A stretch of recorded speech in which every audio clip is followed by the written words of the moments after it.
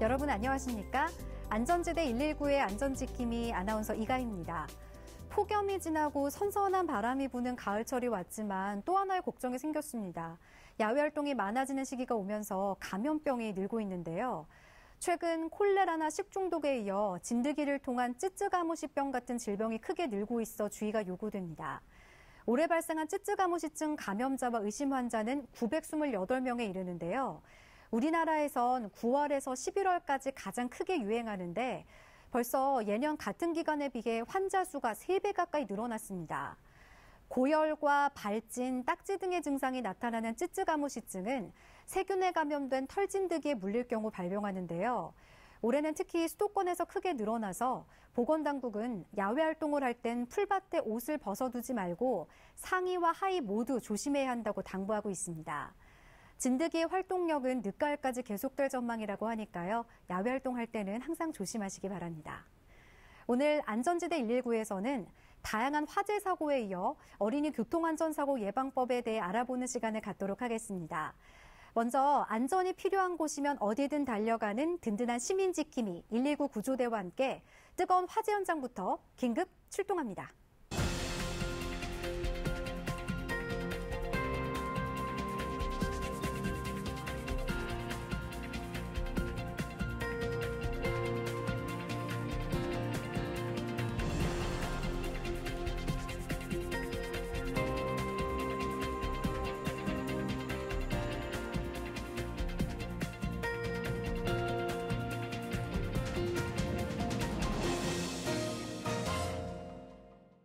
안전지대 119처럼 국민의 안전이 최우선인 전문가를 모셨습니다. 서울시립대 도시방재안전연구소 부소장 이영주 교수님입니다. 교수님 어서 오세요. 네, 안녕하세요. 네, 교수님 자나깨나 불조심을 해야 한다. 또 방심하면 소중한 가족과 재산을 잃을 수 있다. 저희가 수차례 이렇게 강조를 하고 있는데요. 아파트, 빌라와 같은 주거 공간뿐만 아니라 작업장에서도 끊임없이 화재 사고가 이어지고 있습니다. 네, 그렇습니다. 아파트와 빌라에서는 주로 주방에서 화재 사고가 많이 발생을 하고 있는데요. 네. 이 조리를 위해서 화기를 직접 사용하는 공간이다 보니까 그만큼 불이 나기 쉽습니다. 하지만 가정 내에서 화재는 전기적인 이유로 불이 나는 경우가 가장 많고요. 또 모기향을 피워놓고 집을 비우는 등의 이런 부주의로 인한 사고도 여전히 많이 일어나고 있어서 각별한 주의가 요구됩니다. 저녁 8시 12분 서울 동대문구 제1호에 있는 주택에서 화재가 발생했습니다. 점포와 주거 공간이 샌드위치 패널식으로 만들어진 건물이라 불길이 빨리 번질 것을 염려한 119 소방대원들이 화재 진압을 서두르고 있는데요. 소방대원은 발화점을 찾아 신속하게 1차 진압 후 지붕 잔불 정리까지 마쳤습니다. 다행히 인명피해 없이 불길이 크게 번지는 것을 막았는데요. 경찰과 소방당국은 1층 거주자가 주방에서 음식물을 조리하다 불이 난 것으로 보고 정확한 화재 원인을 찾고 있습니다. 오후 2시 39분 서울 성북구 서경로에 있는 빌라에서 화재가 발생했습니다. 2층 창밖으로 연기가 새어나오고 있는데요. 119 소방대원의 신속한 화재 진압으로 인명피해 없이 일부 가재도구만을 태우고 불은 꺼졌습니다. 경찰과 소방당국은 거주자가 잠들어 있는 사이 김치냉장고 뒤편에서 불꽃이 튀며 불이 시작된 것으로 보고 정확한 화재 원인을 찾고 있습니다. 낮 12시 35분 서울 강서구 공항대로에 있는 아파트에서 불이 나 주민들이 대피하는 소동이 벌어졌습니다. 1층 창밖으로 검은 연기가 무섭게 치솟고 있는데요. 119 소방대원이 빠르게 대처해 다행히 인명피해는 없었습니다. 경찰과 소방당국은 거주자가 신발장 앞에 모기향을 피워놓고 외출한 사이 불이 난 것으로 보고 정확한 화재 원인을 찾고 있습니다. 새벽 4시 28분 서울 중구 필동로에 있는 인쇄 작업장에서 화재가 발생했습니다. 급히 출동한 119 소방대가 암흑 속에서 발화점을 찾아 진화에 나서는데요. 불은 작업장 내 에어컨에서 시작된 것으로 보고 경찰과 소방당국은 정확한 감식에 들어갔습니다. 인명피해는 없었지만 새벽 시간 하마터면 큰 불로 번질 뻔한 아찔한 현장이었습니다. 화재 사고의 원인도 정말 다양하네요. 오늘은 변압기 폭발 사고에 대해서 얘기해 볼까 하는데요. 얼마 전이었죠. 지난달 29일 저녁에 울산 남구에 있는 한 식품업체 건물에서 불이 났는데 원인이 변압기 폭발이라고요. 네, 그렇습니다. 이 불은 건물 3층에 있던 변압기 인근에서 시작이 돼서요. 네. 2층까지 퍼지면서 약 2천만 원가량의 재산 피해를 냈는데요. 다행히 인명피해는 없는 걸로 전해졌지만 하마터면 아주 큰일 날 뻔한 아주 위험천만한 상황이었습니다. 네, 인명피해가 없어서 천만다행이었는데요. 정말 무서운 화재 사고였습니다. 그런데 이렇게 변압기 폭발 사고가 자주 일어나는 건가요? 네, 지하철역 계기용 변압기 폭발 사고, 또 그리고 지하철에 매설된 또 변압기 폭발 사고로 맨홀 뚜껑이 날아가는 이런 사고들도 심심치 않게 일어나고 있습니다. 네. 시민들이 이렇게 다니는 길 위, 또 혹은 또 지하에서 이런 사고들이 이제 빈번히 일어나다 보니까요, 주위를 공포에 떨게 하는 이런 상황인 거죠. 네. 근데 방금 교수님이 말씀해주신 그런 곳들은 사실 우리가 평상시에 다니는 곳이잖아요. 근데 생각지도 못하는 곳에서 사고가 일어난다면 정말 속수무책으로 당할 수밖에 없을 것 같아요. 변압기 폭발 사고의 주된 원인은 뭘까요? 네, 실제로 이제 언제 어떻게 내 주변에서 이런 사고들이 일어날지 모르기 때문에 네. 그만큼 더 불안할 수밖에 없는데요. 이 변압기 폭발 사고는 일단 노후화된 이 변압기 때문에 일어난다라고 보시면 될 것 같아요. 변압기가 새 것일 때에는 네. 웬만한 과부하에도 잘 견디거든요.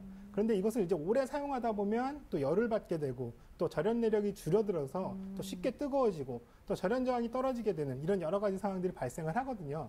그 상태에서 낮 기온이 최근처럼 굉장히 급격하게 올라간다면 네. 변압기도 열을 받을 수밖에 없겠죠. 네, 그러니까 변압기가 과부하되면서 문제가 생기는 거네요. 그러니까 오래 장시간 사용해도 또 문제가 되겠고요. 네, 그렇습니다.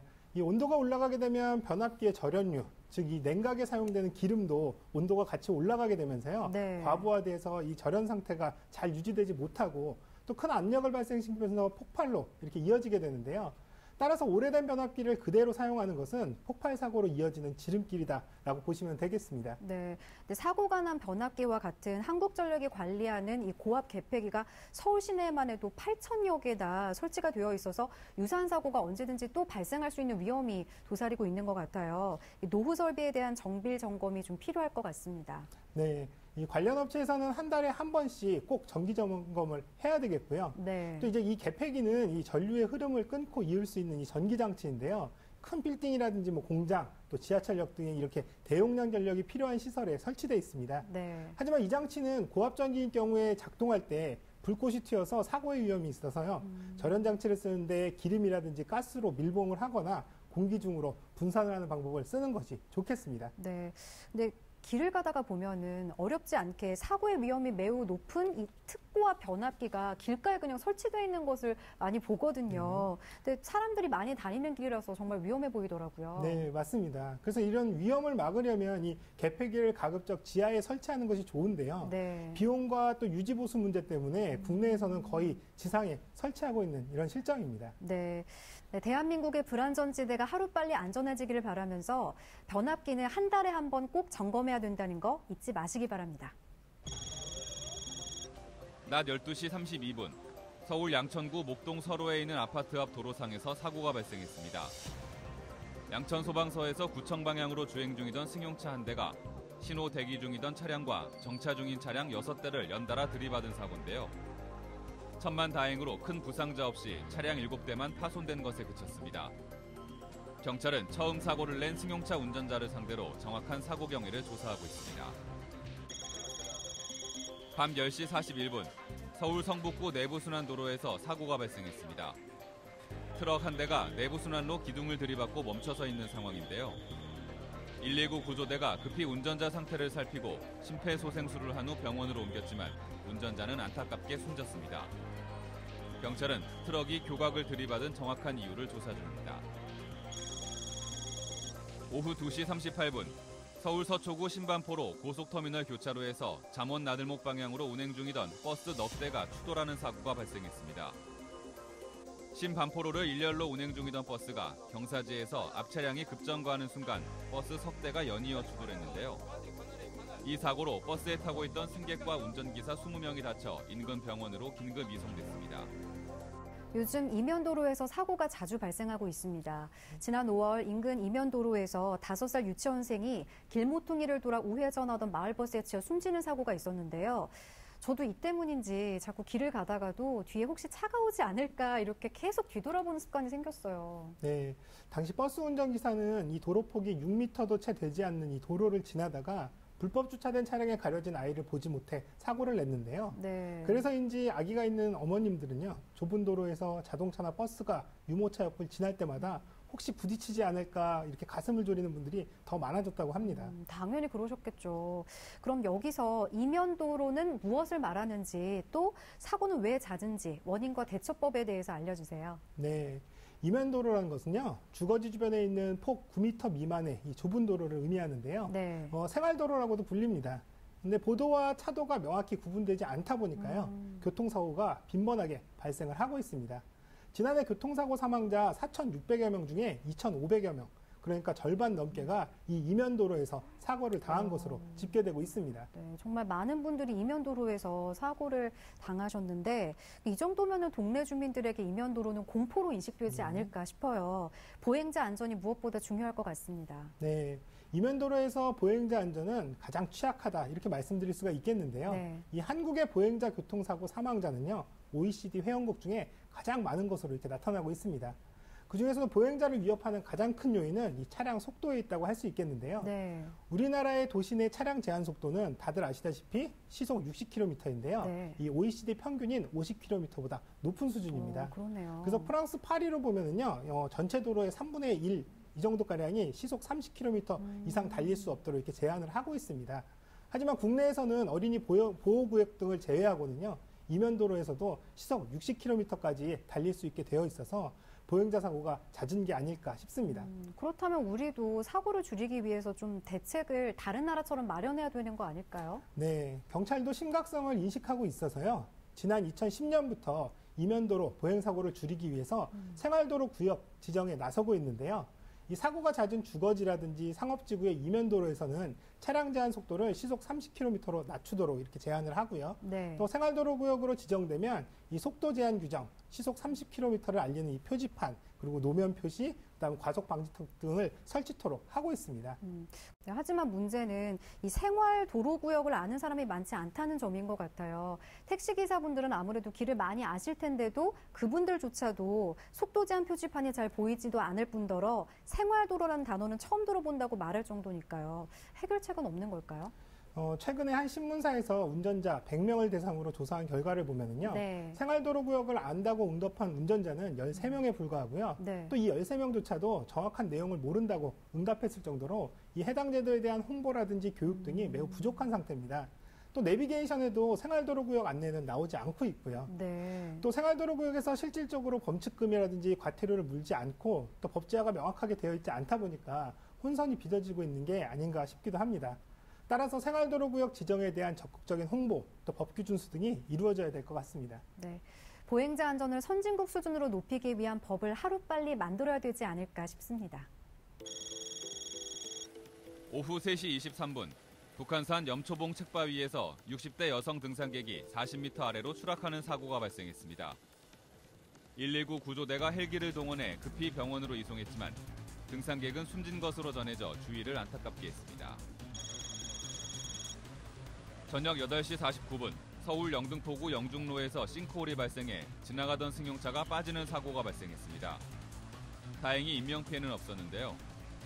하수도 교체 공사를 하던 중 상수도 배관이 파열되면서 누수로 토사가 쏟아져 나와 사고가 난 것으로 보고 있습니다. 오후 2시 45분, 서울 노원구 월계로에서 이삿짐 차량이 미끄러져 주택 벽면과 충돌하는 사고가 발생했습니다. 차량은 후진을 하던 중 갑자기 미끄러지면서 주택 담벼락을 들이받았는데요. 119 구조대가 장비를 이용해 차량과 운전자를 구조해보지만 담벼락에 박힌 차량이 쉽게 빠지지 않습니다. 총력을 다한 결과 2시간 만에 안전하게 운전자와 차량을 빼내는 데 성공했습니다. 경찰은 트럭이 갑자기 뒤로 밀린 정확한 원인을 조사하고 있습니다. 싱크홀 사고가 또 일어났습니다. 대책이 필요해 보이는데요. 네. 이 노후화된 하수관로는 그야말로 시한폭탄이라고 말씀드릴 수가 있겠는데요. 네. 서울, 부산, 창원 등 전국적으로 이 싱크홀 사고가 잇따르고 있어서 지나가던 길에서 내 발밑이 언제 꺼질지 또 혹은 주행 중이던 그러니까요. 차가 언제 어떻게 밑으로 꺼질지 아주 불안하기 짝이 없는 요즘입니다. 네, 그야말로 곳곳이 불안전지대라는 게 과언이 아닌 것 같아요. 피해를 입지 않기 위한 대처법이 있을까요? 네. 이 노후화된 상하수도관 누수로 인해서 싱크홀이 발생하게 되는 만큼 점검이 매우 중요할 것 같은데요. 네. 집안 침하가 우려되는 지역은 국토해양부 시설안전공단에 정밀 탐사를 의뢰하는 것이 좋겠습니다. 간선도로 주변 밑에 깔려있는 이 노후 하수관 위주로 점검을 펼친다고 하니까요. 주변 땅에 균열이 있거나 이렇게 꺼져 있는 부분이 있다면 빨리 시설안전공단에 연락하시기 바랍니다. 네. 언제 땅이 꺼질지 모르는 싱크홀 공포가 확산되고 있는데요. 노후된 상하수도관은 빨리 점검을 받아야 하고 또 집안 침하가 우려되는 곳은 시설안전공단에 꼭 신고하시기 바랍니다.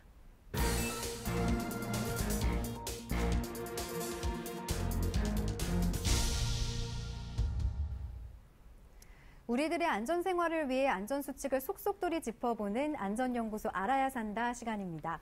교수님, 방학이 끝나고 초중고등학교가 개학을 했잖아요. 따라서 주의해야 될 안전사고가 있죠. 바로 교통사고인데요.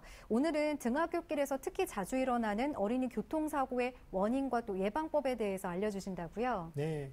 먼저 원인을 정확하게 알아야 예방과 대처를 할 수 있겠죠. 네. 어린이 교통사고 유형과 원인에 대해서 한국도로공사 조수영 교통안전차장님께서 자세히 짚어주신다고 합니다. 작년 한 해 우리나라 교통사고 사망자는 4,621명으로 3% 감소했지만 어린이 교통사고 사망자는 65명으로 오히려 25% 증가했습니다. 어린이 사망자 수가 OECD 회원국 중 2위라는 불명예스러운 통계가 있었는데요. 그만큼 어린이 교통사고에 대한 안전의식이 부족하다고 할 수 있습니다. 사고의 유형을 보면 어린이의 통행량이 많은 등하교 시간대에 중점적으로 발생하고 있는데요. 어린이는 성인에 비해 상황 판단 인지가 느린데 운전자는 이를 고려하지 않아 사고가 일어나고 있습니다. 또한 교통안전시설 불량과 안전대 미착용 등 안전 불감증에 의한 사고가 나기도 합니다. 우선 어린이 교통사고 사망자 수가 OECD 국가 중 2위라는 사실이 참 안타깝고 또 부끄럽습니다. 어린이 교통사고 안전의식을 좀 더 높여야 되지 않을까 싶어요. 등하굣길에서 사고가 많이 일어나고 있는 만큼 보행자를 위한 안전운전도 꼭 이루어져야 할 것 같습니다. 네. 어린이들은 성인에 비해서 이 상황 판단이 느려서 네. 횡단보도에서도 앞만 보고 달리잖아요. 그렇기 때문에 운전자들은 더더욱이 항상 주의를 기울이셔야 되겠습니다. 그렇겠네요. 그렇다면 교수님, 이 어린이 교통사고를 줄이기 위한 어떤 방법이 있지 않을까요? 네. 운전자들의 안전운행은 물론이고요. 소중한 우리 아이를 위한 부모님들의 교육 또한 중요한데요. 어린이 교통사고를 줄이기 위한 구체적인 방법 알려드리겠습니다. 우선 횡단보도를 건널 때에는 무조건 건너려 하지 말고 일단 멈춰서야 합니다. 신호가 바뀌는 순간에 운전자들은 멈춰야 한다는 생각보다 신호에 걸리지 않아야겠다는 생각으로 속력을 내는 경향이 있습니다. 따라서 횡단보도를 바로 건너려 하지 말고 차가 완전히 멈췄는지 살펴야 합니다. 우리나라는 자동차가 보행자의 왼쪽에서 오기 때문에 횡단보도의 오른쪽으로 건너는 것이 보다 안전하다고 할 수 있는데요. 따라서 횡단보도를 건널 때에는 오른쪽에 서서 운전자를 보며 손을 들어야 합니다. 또한 운전자는 스쿨존 내에서 교통 위반할 경우 범칙금과 벌점을 2배 가중 처벌받습니다. 과속으로 인한 사고 예방을 위해 자동차 통행 속도를 30km로 제한하고 구역 내 주정차를 금지하며 제한 속도를 초과하여 상해를 입힌 경우 형사처벌을 받을 수 있으니 스쿨존 내에서는 항상 안전운전하셔야 합니다. 네, 운전자들은 스쿨존에서 반드시 시속 30km 이하로 주행한다는 거 잊지 마시고요. 자동차가 보행자의 왼쪽에서 오기 때문에 횡단보도를 건널 때는 왼쪽보다는 오른쪽에서 건너는 것이 더 안전하다는 거 부모님들이 아이들에게 꼭 일러주셔야 될 것 같습니다. 네. 외국에서는 길을 건널 때 정차하는 차량의 운전자와 이렇게 눈을 마주치는 아이 컨택을 하라고 교육을 하거든요. 네, 좋네요. 좋은 방법인데요. 네. 차량의 운전자가 자신을 본 것을 확인한 후에 건너라는 것인데요. 네. 우리 아이들에게도 꼭 인지시켜주면 좋을 것 같습니다. 그렇다면 이거 외에도 어린이 교통사고를 예방하기 위한 방법이 또 있을까요? 네. 사고 현장에 자주 출동하다 보면 안타까운 일들을 많이 겪는다고 하는데요. 네. 119 소방대원이 전하는 어린이 교통사고 예방 수칙입니다. 조사에 따르면 등하굣길에 어린이 교통사고가 가장 많이 일어나고 있습니다. 사고를 예방하기 위해서는 평상시에도 부모의 철저한 교통안전 실천 교육이 필요합니다. 어린이 교통사고는 주로 보행 중에 발생하는데요. 보행 중 일어날 수 있는 교통사고를 예방하기 위해서는 우선 차도로 다니지 않고 인도로 다니도록 교육해 주세요. 골목길에서 넓은 도로로 나올 때에는 아무리 급하더라도 일단 멈춰서서 차가 오는지 좌우로 살펴야 합니다. 비 오는 날에 어린이가 우산을 숙였으면 앞이 보이지 않아 위험하므로 우산을 바르게 쓰고 차도에서 멀리 떨어진 곳으로 다녀야 한다는 것도 잘 알려주시기 바랍니다. 밝은 색상의 옷은 운전자의 눈에 잘 띄어 보다 안전하다는 사실, 부모님께서는 꼭 숙지하시기 바랍니다. 그리고 운전자는 학교 앞에서 30km 이내로 서행해야 한다는 것도 잊지 마시기 바랍니다. 어린이 교통사고를 예방하기 위해서는 부모가 먼저 교통법규를 잘 지켜 모범을 보이는 것도 교육의 좋은 방법이라고 할 수 있습니다. 비 오는 날에는 우산을 숙여 쓰지 말고 밝은 색상의 옷을 아이에게 입히는 거 잊지 마시기 바랍니다. 부모님들은 꼭 알아두시고요. 또 보행 중에는 차도가 아닌 인도로 다녀야 한다는 것도 아이들에게 꼭 일러주시기 바랍니다. 네, 한번 발생한 교통사고는요, 결코 그 전으로 되돌릴 수가 없습니다. 어린이 교통사고는 한 가정에 감당할 수 없는 슬픔과 고통을 가져다 준다는 점을 운전자들께서도 한시도 잊지 마셔야겠습니다. 네, 어린이들이 교통사고의 위험에서 벗어날 수 있도록 안전하고 건강하게 커나갈 수 있게 우리 어른들의 배려와 노력이 필요합니다. 네, 오늘 안전연구소 알아야 산다에서는 어린이 교통사고의 모든 것에 대해서 알아봤는데요. 이영주 교수님의 요점 정리로 다시 한번 체크해 봅니다.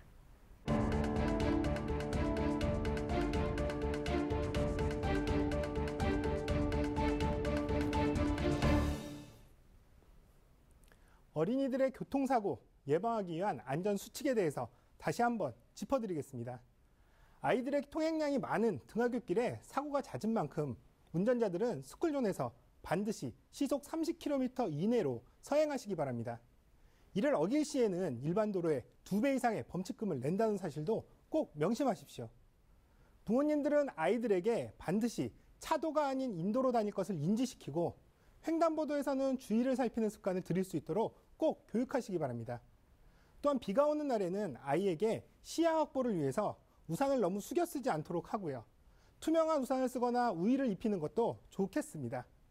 그리고 밝은 색상의 옷을 입혀 운전자들이 잘 인지할 수 있도록 하는 것도 중요합니다.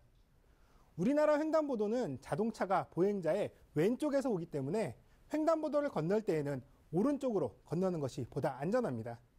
따라서 어린이가 횡단보도를 건널 때에는 오른쪽에 서서 운전자를 보며 손을 들고 건너도록 지도해 주셔야 합니다. 부모님의 철저한 안전교육과 운전자들의 세심한 운전 습관이 우리 아이들의 생명을 지켜준다는 사실 꼭 명심하시기 바랍니다.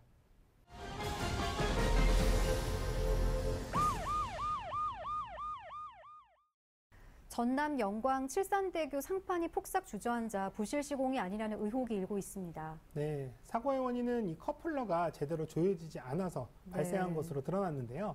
이 커플러는 다리의 상판과 교각을 고정하는 장치로 이 쇠기둥을 연결해서 구조물을 안정화시키는 역할을 하는 구조물입니다. 네, 경찰은 현장 작업자들이 이 커플러를 제대로 조이지 않고 시공을 해서 쇠기둥이 끊어지면서 상판이 균형을 잃고 무게를 이기지 못하고 기울어진 것으로 보고 있는데요.